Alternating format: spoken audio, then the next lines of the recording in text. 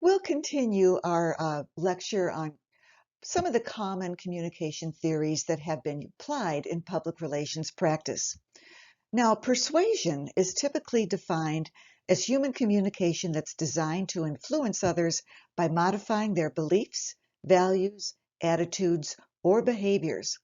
Now, we'll introduce four persuasion theories: ELM, image restoration, inoculation, and Cialdini's influence principles. Take a look at this cartoon. What's happening here? One diner has made a very deliberate decision, and the other appears to be not thinking at all. How can ELM, which stands for elaboration, likelihood, model, help us to make sense of this? Well, ELM is a major persuasion theory. It states that persuasive messages are received by publics through two different routes, either the central route or the peripheral route. Via the central route, one's mental processing is based on thought, analysis, reflection. Via the peripheral route, one's processing is based on mental shortcuts and little effort. Via the central route, because one's mental processing is based on thought, analysis, and reflection, the attitudes formed are more persistent and resistant to change. Active thinking internalizes the messages. Some publics actually are central processors by nature, so when addressing them, it's extremely important that your argument have cognitive strength, and you will know when your audiences are central processors through your research, through your audience research. On the other hand, via the peripheral route, one's processing is based on mental shortcuts and little effort, so attitudes formed are much more short-lived. You know, with the crescendo of chatter in our world today, most messages are processed this way, peripherally. Although the listener may immediately change an attitude, it is not long-lasting. So, for us as communication strategists, if the central route to processing is more likely to stick and affect attitude and behavior change, we need to know how to motivate the central route. And there are two ways. First, increase motivation to engage. Explain to your public, why is it relevant? How does this message affect the receiver personally? And second, increase the ability for them to engage. Adapt to the receiver's level of understanding and experience.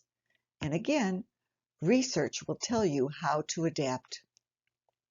Also, eliminate distractions. The result should be that your listeners actively think about the message and thus are more likely to change their attitude, behavior, etc. In a political or really any competitive situation, here's a theory that we might call a weapon of influence. Inoculation theory builds resistance to persuasive messages. It's based on the metaphor of a medical inoculation or vaccination. The theory says that if you give your audience a small dose of your opponent's argument and then you immediately provide a counter-argument that refutes those claims, this triggers a process of counter-arguing by the audience members, by the listeners themselves on their own, which eventually makes them resistant to later, stronger, persuasive messages coming from your opponent.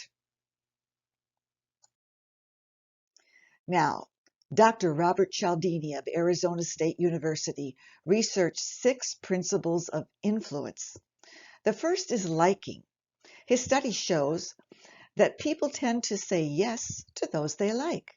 There are various components of liking: repeated contact, similarity, flattery, and physical attractiveness, sometimes called the halo effect. Second is the principle of consistency. The need for it directs our human action. It's the desire to be or appear to be in agreement, in harmony, compatible with who we think we are or what we have already done or said. Once we make a choice or take a stand, we encounter personal and interpersonal pressures to behave consistently with that commitment. Now, a strategist seeking influence might consider the power of this highly valued consistency principle. Third, there's reciprocity. This refers to the drive to respond to another's positive action with your own positive action, rewarding kind actions. It can also be used persuasively, and it is the principle behind negotiating with concessions. Next, social proof. There are various explanations for group conformity, and it can be a very powerful weapon of influence. When the fact that everyone's doing it influences behavior, Cialdini calls it social proof. Next is authority. Most cultures have a sense of duty to authority. Our obedience to it often takes place with little deliberation and makes so much sense to us that we comply with it when it doesn't even make sense at all. It's automatic. And this principle can be used persuasively. Visually, consider the trappings of authority: clothing, status symbols, etc. And finally, there's scarcity. It accounts for people's behavior when confronted with limited numbers, time, opportunities, and loss in general. We want something more when there's less of it. And did you know that when we are more motivated by the prospect of losing something, we are more motivated by that than we are by the prospect of gaining something of equal value? What we already own, we want to hold on to fiercely. In fact, we react against any interference by wanting and trying to possess the item more than we did before.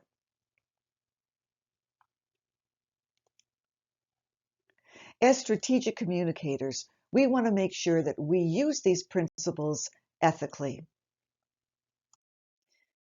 What are some ways in which Cialdini's influence concepts are used or could be used in political campaigns or consumer advertising? Now I want to briefly cover management and crisis. Management theories consider input from and relationships with various stakeholders, not just top-down messages from the organization. And crisis theories vary, applying to different stages of a crisis. So turning to management theory, James Grunig's excellence theory is a major PR theory. It states an organization's good relationships with its strategic publics helps that organization to develop and achieve goals desired by both parties. To maximize value of public relations, a communications campaign must identify strategic publics and build long-term relationships with them through symmetrical, that is, two-way mutual communication programs. Organizations that embrace this theory put public relations professionals in a very important management function. Now, William Benoit has a very prestigious theory called image restoration theory.